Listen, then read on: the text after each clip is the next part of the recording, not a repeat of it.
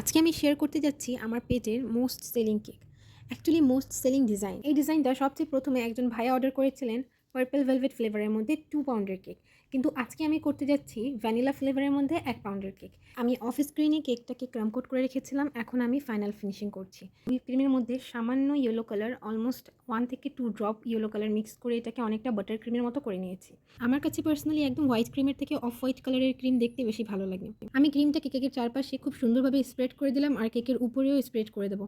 এরপর আমি কেকের ফিনিশিং আনার চেষ্টা করব। প্রথমে আমি চারপাশের ফিনিশিং আনবো, যেটার জন্য আমি স্ক্র্যাপার ইউজ করব। স্ক্র্যাপার দিয়ে টার্ন টেবিলটাকে ভালোভাবে ঘুরালে খুব সুন্দর ফিনিশিং দ্রুতই চলে আসবে। এরপর আমি একটা প্যালেট নাইফের সাহায্যে কেকের উপরে ফিনিশিং আনবো। আর কেকের ফিনিশিং দেওয়ার কাজটা খুবই হালকা হাতে করতে হবে। এই সময় কেকের উপর বেশি প্রেশার দেওয়া যাবে না, তাহলে ফিনিশিং হবে না ভালোভাবে আর কেকের উপর থেকে ক্রিমও উঠে যাবে। এভাবেই সেম প্রসেসটা ২-৩ বার রিপিট করলেই কেকের উপর খুব সুন্দর ফিনিশিং চলে আসবে।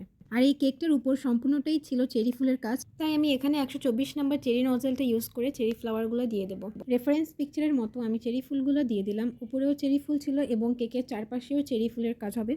এখন উপরের কাজটা তো খুবই সহজে হয়ে গেল, কিন্তু চারপাশে হাতটা 360 অ্যাঙ্গেলে করা খুবই কষ্ট হচ্ছিল। আপনারা ভিডিও দেখলেই বুঝতে পারবেন। তাই আমি বাকি ফুলগুলো অফ ক্যামেরায় করে নেব। আর আমি ফ্লাওয়ারগুলোকে আরেকটু এনহ্যান্স করার জন্য প্রত্যেকটা ফ্লাওয়ারের মাঝে আমি গোল্ডেন সুগার বল অ্যাড করে দিয়েছি। এটা হলো আমার কেকের ফাইনাল লুক। আপনাদের কাছে কেমন লেগেছে ডিজাইনটা আমাকে অবশ্যই কমেন্ট করে জানাবেন।